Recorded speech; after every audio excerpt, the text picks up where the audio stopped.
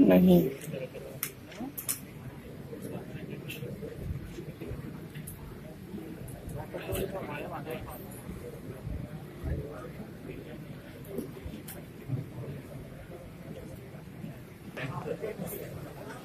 बचपनवें सवाल में भी दो आदमी हैं ए और बी, वो अपने आर्टिकल सेम रेट पे बेच रहे और वो सेम रेट कितना है बच्चों 1800, यानी दोनों ने अपनी वस्तु 1800 रुपए में बेची और दोनों को ही 20% का क्या हो रहा है बच्चों प्रॉफिट। लेकिन कहता है कि जी ए जो है ना वो अपने प्रॉफिट की कैलकुलेशन किस पे करता है एसपी पे, यानी ए को जो 20% प्रॉफिट हो रहा है वो कह रहा है कि वो हो रहा है किस पे एसपी पे। तो भाई 20% की फ्रैक्शन कितनी बोलो बच्चों 1, यानी एसपी 5 है तो 5 का 20% यानी 1 यूनिट हुआ प्रॉफिट। तो हमने कोई चीज 5 में बेची, 1 का लाभ कमाया तो खरीदी कितने में, हाँ या ना। कहता है बी अपने आर्टिकल को 20% प्रॉफिट पे बेचता है, लेकिन बी प्रॉफिट किस पे कैलकुलेट करता है एसपी पे या सीपी पे। ए तो कर रहा था सेलिंग प्राइस पे, लेकिन बी कर रहा है कॉस्ट प्राइस पे, यानी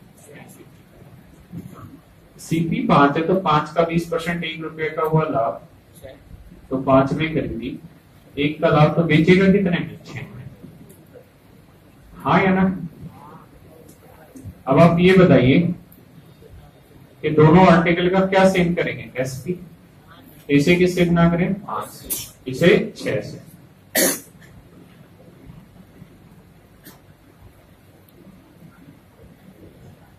आया भैया कैसे। तो देखिए जी हर एक आर्टिकल को बेच रहा है 1800, तो पहले आर्टिकल का सेलिंग प्राइस 30, तो दूसरे का भी एसपी कितना बना 30, तो हर एक आर्टिकल का सेलिंग प्राइस है 30 यूनिट और 30 यूनिट रिप्रेजेंट कर रहा है किसे 1800 रुपए, तो 1 यूनिट की वैल्यू 60 रुपए, हाँ या ना। तो पूछ क्या रहा है भाई हमसे कि हमके पोस्ट प्राइस का डिफरेंस, इसका पोस्ट प्राइस 24 है तो इसका पोस्ट प्राइस 25 है, तो डिफरेंस आया कितना बच्चे 1 यूनिट और 1 यूनिट की वैल्यू, बस आंसर बोल रहा है वैसे वैसे चीज को आगे बढ़ा।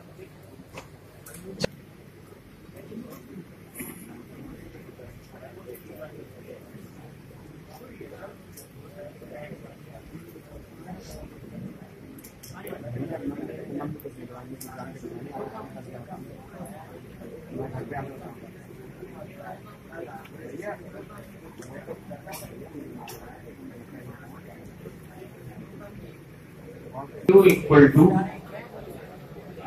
41/2/3% of P,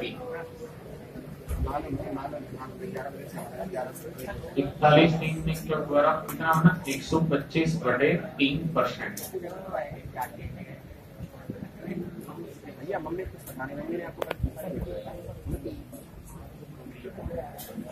5/12 आया भाई समझ में। ये आई बच्चे की इसकी वैल्यू क्यू। अब सवाल ने कहा है कि भाई ए और बी दो आदमी जिन्होंने सेम रेट पे आर्टिकल खरीदा, बस छोटे छोटे शब्द कैलकुलेशन को ध्यान रखिए। कहता है ए और बी ने जो आर्टिकल खरीदा वो सेम रेट में खरीदा है डिफरेंट, मान लेते हैं x रुपए का दोनों ने, बेटा साथ साथ लिख लिए उसी में तो दोनों ने सेम रेट में खरीदी। और अगली लाइन में कह रहा है कि सी ने ए और बी ने सी को यही वस्तुएं सेम रेट में बेची, कितने में 240, यानी ए ने भी सी को बेची 240 में और बी ने भी सी को ही बेच दी 240, यानी दोनों आर्टिकल का सीपी सेम है, दोनों आर्टिकल का एसपी सेम। एक बार इतना समझ लो, उतारो नहीं समझो सवाल करो। कहता है कि जी ए को जो प्रॉफिट हो रहा है वो कितना परसेंट हो रहा है 3%,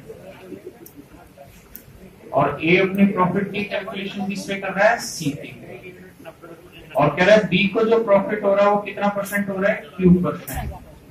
और बी अपने प्रॉफिट की कैलकुलेशन किस पे कर रहा है, एसपी पे। अब मेरे सब ध्यान से सुनिए, क्या कि दो आर्टिकल बच्चों ए और बी ने सेम रेट में खरीदे, हाँ ना भाई, दोनों ने x रुपए में खरीदे और दोनों ने वो आर्टिकल सेम रेट में बेच दिए 240। तो इन लोगों ने खरीदे भी सेम रेट के और बेचे भी सेम रेट में। इसके अंदर यहाँ जो अमाउंट ऑफ प्रॉफिट हो रहा होगा वो दोनों जगह क्या होगा, सेम होगा या डिफरेंट होगा, हाँ या ना। यानी जितना टोटल प्रॉफिट ए ने कमाया है उतना ही टोटल प्रॉफिट बी ने कमाया है। अब ए जो प्रॉफिट की कैलकुलेशन कर रहा है वो सीपी पे कर रहा है, यानी एक्स पे P% प्रॉफिट कमा रहा है, जबकि बी जो प्रॉफिट कमा रहा है वो किस पे कमा रहा है, Q%, इस पे 240। यानी बी ने Q% प्रॉफिट कमाया एसपी पे। बच्चों हाँ है ना।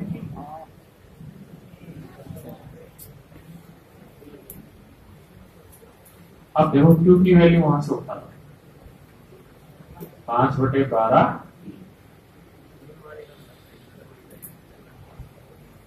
एक्स की वैल्यू आ गई 100। इतना होगा। मुझे सिर्फ आप ये बताओ कि ए ने आर्टिकल कितने में खरीदा भाई, तो ए के लिए इस आर्टिकल का सीपी है 100 रुपए और ये इस आर्टिकल को बेच कितने में रहा है, 240। तो कितना प्रॉफिट कमा रहा है भाई, ए जो है वो 100 में खरीद रहा है, 240 में बेच रहा है, तो 140 रुपए का प्रॉफिट है। तो मैं कह रहा हूँ प्रॉफिट परसेंट बताओ, तो आप कहोगे 140/100 गुना 100 यानी 140। मतलब ए ने कितना परसेंट प्रॉफिट कमाया है, 140। तो ए ने प्रॉफिट P% कमाया, यानी P% की वैल्यू आ गई 140%। पक्का। अब क्या है, अच्छा 240 रुपए में ये चीज खरीदी किसने, भाई ए और बी ने तो बेची, लेकिन किसी ने खरीदी किसने, सी ने। तो अगर सी के लिए बात करें तो सी ने ये चीज कितने में खरीदी, 240। तो 240 रुपए सी के लिए क्या हुआ, कॉस्ट प्राइस। कहता है एक आर्टिकल को, यानी 240 के दो लिए, एक इससे लिया और एक इससे लिया। कहता है एक आर्टिकल को जो सी है वो बेच दे रहा है, कितने परसेंट प्रॉफिट पे जी, P% है। कौन से पे, P% है। तो भैया 240 का P%, P% की वैल्यू थी 140। तो 14 चौके 56, 14 दूनी 28 और 5 35, 336 रुपए प्रॉफिट कमाएगा। तो बेचेगा कितने में, 240 जमा 336, 576। तो 576 रुपए में इस आर्टिकल को किसे बेचेगा, डी। 74 है इसका, आर्टिकल कितने में खरीदा है, 576 रुपए। बस आंसर आ गई। पूछा सवाल कि डी ने ये आर्टिकल कितने में खरीदा, तो सी से 576 में खरीदा। आर्टिकल। Hello sir. जी सर।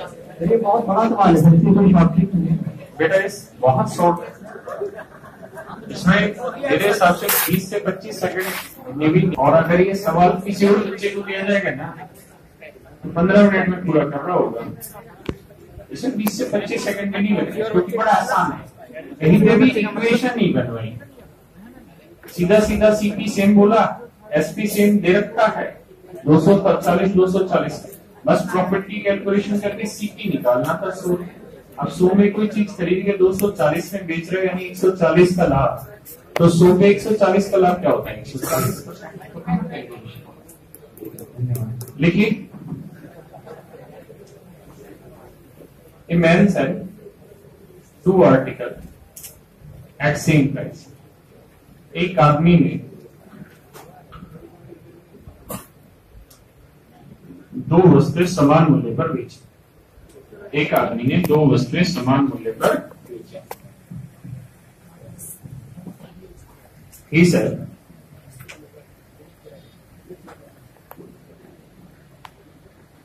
एक आदमी ने 2 वस्तुएं समान मूल्य पर बेची। He sell first article at 10% profit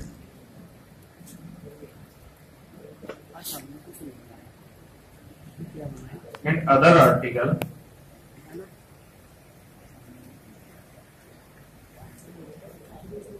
first article at 10% profit and other article at 10% loss. एक आदमी ने दो वस्तुएं समान मूल्य पर बेची।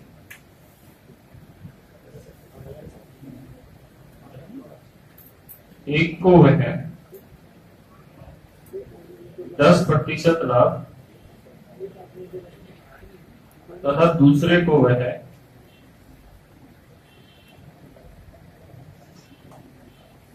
10% हानि पर बेचता है।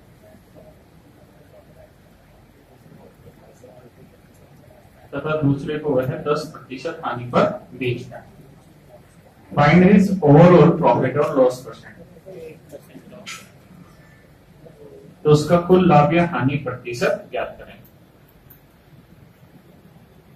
तो उसका कुल लाभ या हानि प्रतिशत ज्ञात करें। बेटा आवाज की हमें ही पता है कि दोनों आर्टिकल हमने सेम रेट में बेचे, यानी दोनों कैश भी सेम है। एक को 10% प्रॉफिट, तो 10% प्रॉफिट यानी 10 में खरीदा, एक का लाभ, बेचा कितने में, और दूसरे को 10% लॉस यानी 10 में खरीदा, एक का लॉस, तो बेचा कितने में। अब दोनों ही आर्टिकल का क्या सेम है भाई, एसपी सीपी एस, तो इसे 9 से इसे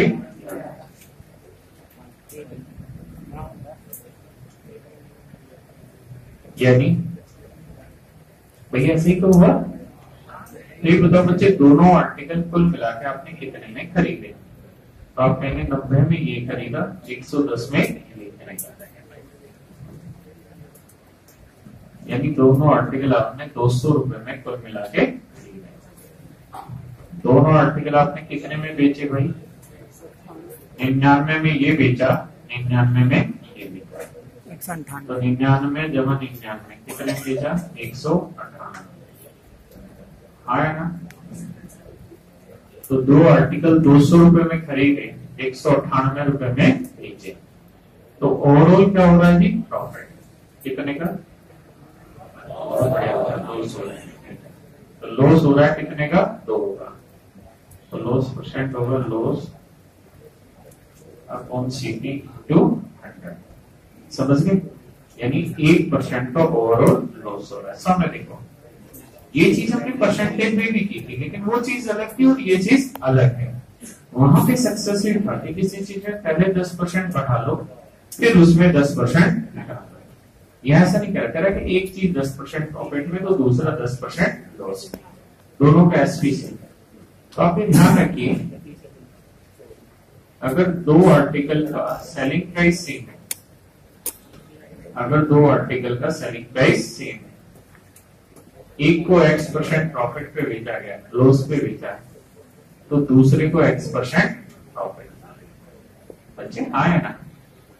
एक को X% लॉस पे बेचा है तो दूसरे को X% प्रॉफिट है, सही है।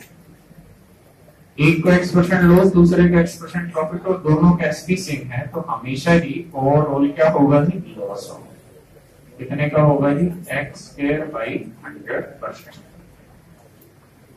पक्का। जैसे अपने सवाल में 10% था, 10 का 100 से 100 घट के आंसर आया 1% का लॉस होगा।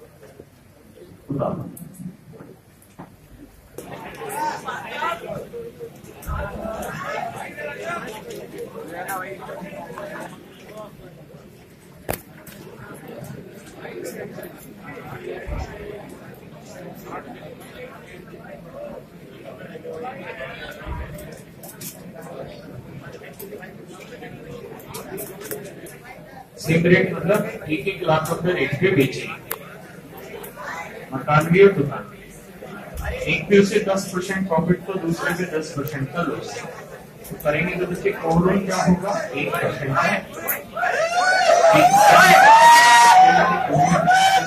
यूनिट में 1 यूनिट का होगा लॉस। तो बेचे कितने में,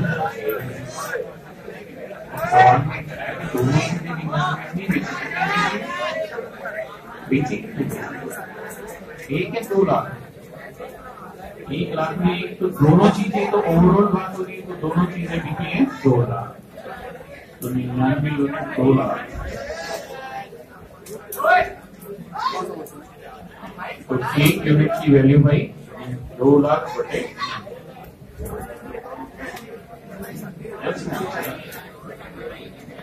2 से तो पूछा था, 2 से 1 यूनिट था, तो 99 यूनिट इतना, तो 1 यूनिट।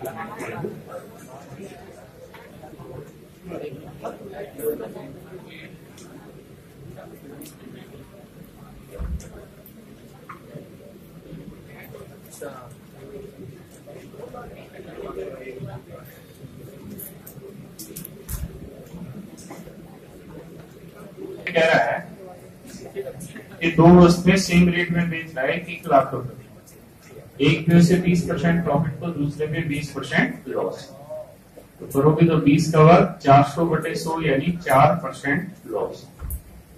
यानी अगर दोनों चीजें उसने 100 में खरीदी है तो लॉस हो रहा होगा। अच्छा समझ रहे हो ना 4%, तो 4% की फ्रैक्शन क्या हुई थी? 1/25, यानी ओवरऑल सीपी 25 है, तो लॉस हो रहा है 1 यूनिट, तो दोनों चीजें बेची कितने में? 24, तो 24 यूनिट 2 लाख, तो 1 यूनिट कितनी होगी भाई? 2 लाख बटे 24, 2 से काटेंगे तो 12, तो 1 लाख बटे, ये आ गई 1 यूनिट, पहले आंसर हो गया।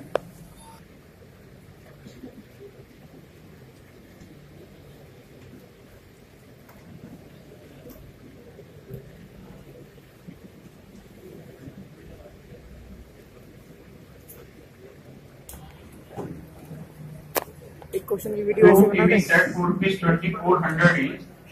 On first term 20% profit and on second 20%. तो 20% है बच्चों, तो ओवरऑल होगा कितना? 4% का लॉस, यानी 4% की फ्रैक्शन 1/25, 25 में चीज खरीदी, 1 का लॉस, बेची कितने में? 24, और दोनों चीजें बिकी कितने में है? 4800, 2400 के हिसाब से 1 यूनिट 200, तो समझ गए होंगे लॉस कितना आ गया? 200। ठीक है भाई, चलिए तो अब आगे आइए।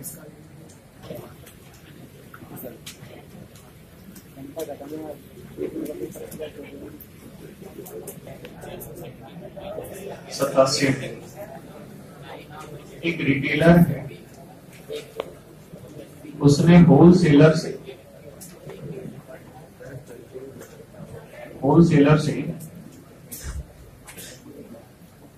30 पेन खरीद लिए 27 पेन के मार्क प्राइस, यानी खरीद के कितने लाया है? 30 पेन, और पेमेंट कितनी की है भाई? 27 पेन के मार्क प्राइस पे। तो मान लो भाई एक पेन का मार्क प्राइस कितना है बच्चों? 10 रुपए। मान ले नहीं मान ले?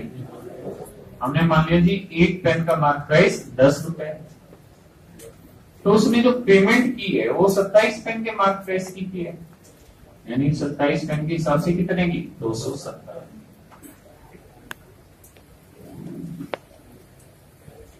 देखो जी, यानी उसको जो मिल गए ना वो 30 पेन कितने रुपए में मिल गए? 27, यानी 270 में। अच्छा वो पेन लेके कितने आया भाई? 30, तो हर पेन के ऊपर 10 रुपए लिखा हुआ है, तो 30 पेन पे कितना लिखा होगा? 300 रुपए। एक बार बस यहां तक पढ़ना है, पढ़ो दोबारा सब, लिखिए कोई नहीं, लिखना नहीं है, पढ़ना है। कि मार्क प्राइस पे 30 पेन ले आए, यानी आए तो 30 पेन है, लेकिन कीमत कितने पेनों की थी? 27 पेन। तो कह रहा है जी, अब बात कर रहे हैं हम किसकी बच्चों? रिटेलर। भाई रिटेलर खरीद रहा है, दुकान होलसेलर बेच रहा, बात देखिए। अब कह रहा है कि रिटेलर जो है ना वो अपने आर्टिकल को बेचना चाह रहा है, तो रिटेलर कोई डिस्काउंट दे रहा है भाई? कहता है भाई ग्राहक को पेन उसके मार्क प्राइस पे बेच देते, यानी जो उसका मार्क प्राइस है उसी रेट में रिटेलर चीजें बेच रहा है, तो 300 रुपए के भाव से ही चीजें बेच रहा है। तो 270 में खरीदी, 300 बेची, कितने का लाभ? 27।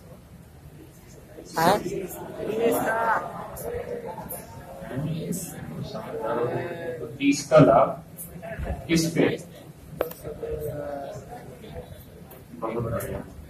तो 100 1/9 यानी 11 सही 1/9%।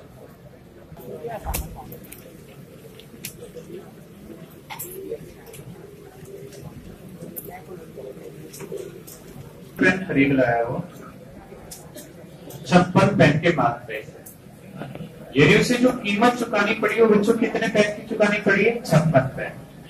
तो एक पेन का मार्क प्राइस 10 रुपए मान लेते हैं, तो 56 पेन का मार्क प्राइस 560। और वो ले कितने पेन आया जी? 7 पेन। तो 700 मार्क प्राइस वाले पेन ले आया और कीमत कितनी चुकानी पड़ी उसे? 560। किसी को दिक्कत है भाई? नहीं। अब क्या कह रहा है? कहता है अगर वो अपने ग्राहकों को इसे कोई डिस्काउंट दिए बिना बेच दे, यानी कितने बेच दे? 700 बिना मतलब डिस्काउंट दिया, यानी मार्क प्राइस पे बेच दे, तो 700 में बेची, कितने का लाभ? 140। 140 का लाभ 860 25%। बस आंसर।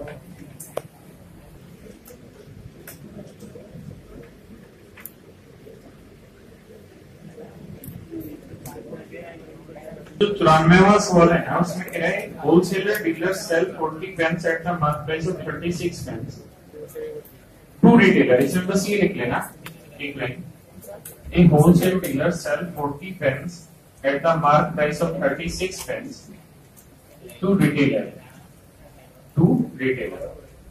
आगे ठीक लिखा है, the retailer sells them to customer at 1% discount. Hindi में लिखना है, एक थोक विक्रेता, क्यों बात लिखें, फुटकर विक्रेता को, एक थोक विक्रेता फुटकर विक्रेता को 36 कलम 36 कलम 40 कलम के, सॉरी हाँ बाकी ठीक लिखा है, एक थोक विक्रेता फुटकर विक्रेता, बस ये जोड़ना है। देखिए सर, अच्छा थोक विक्रेता बेचे या फुटकर विक्रेता खरीदे, यानी होलसेलर बेचे रिटेलर खरीदे, बात तो एक ही। इससे पहले सवाल में लिख रखा था कि रिटेलर खरीद रहा है, इसमें कह रहा है होलसेलर रिटेलर को बेच रहा है, बात तो तो 40 पेन खरीद रहा है 36 पेन के मार्क प्राइस, तो एक पेन का मार्क प्राइस 10 और 36 पेन का 360। तो जो 360 रुपए में चीज खरीद के लाया वो कितने पेन खरीद रहे बच्चे? 40 पेन। कितने पेन? 40 पेन। और हर पेन का मार्क प्राइस 10 रुपए, तो 40 पेन का मार्क प्राइस 400 रुपए। ऐसा ही है कि नहीं है भाई? हाँ या ना? और कहता है अब वो इन्हें कितने रेट पे बेच देता है भाई? 1% डिस्काउंट पर बेच देगा। तो 400 का 1% यानी कितना? 4। तो कितने बेच रहे जी? 366। तो 360 की चीज 396 में कितने का लाभ? 36 का। 36 का लाभ 360 पे, तो 100 पे कितना? समझ गए ना क्या है जी? बस आंसर।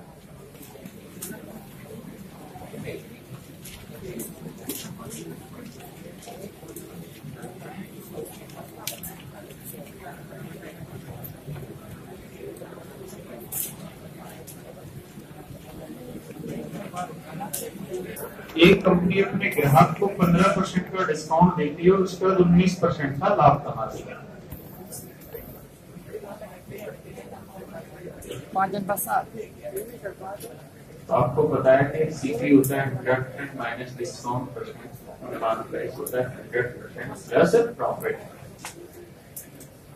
कहता 15% का डिस्काउंट देगी तो सीपी 85 और 19% चला तो एफपी 17 बंदी 85, 17 साते 100। एक बार इतना उठा लो भाई के पोस्ट प्राइस सेम ना, सॉरी इनका सीपीयू और एफपी का रेशियो आ गया 5:7। अब सवाल में कह रहा है कि भाई इसका सीपी भी कुछ बढ़ाना है और इसका मार्क प्राइस भी कुछ बढ़ाना है, परसेंटेज में बढ़ाना है। तो हमारे पास तो 5 और 7 किस में है बच्चे? रेशियो में। तो मान लो जी इसका सीपी 500 है, एमपी कितना मान लिया 700।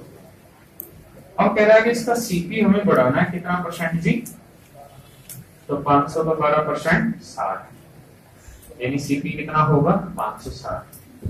और मार्क प्राइस बढ़ाना है कितना 10%, तो 700 का 10% 770, यानी नया सीपी इतना तो नया मार्क प्राइस एक बार उतार लो। अब कह रहा है कि अगर आज भी वो अपने आर्टिकल पे पहले की तरह 15% डिस्काउंट देता है, तो अभी बताओ आज हमारा आर्टिकल की नई कॉस्ट 560 है, हमने नए नोटिस पे मार्क कितना कर रखा है 770, तो 770% का डिस्काउंट दे रहा है। निकालना 15 साथे 105, 105 होता है 115, 115 रुपए 50 पैसे का डिस्काउंट, तो 777 रुपए में मार्क प्राइस था, इसमें 115.50 का हो गया डिस्काउंट, तो 5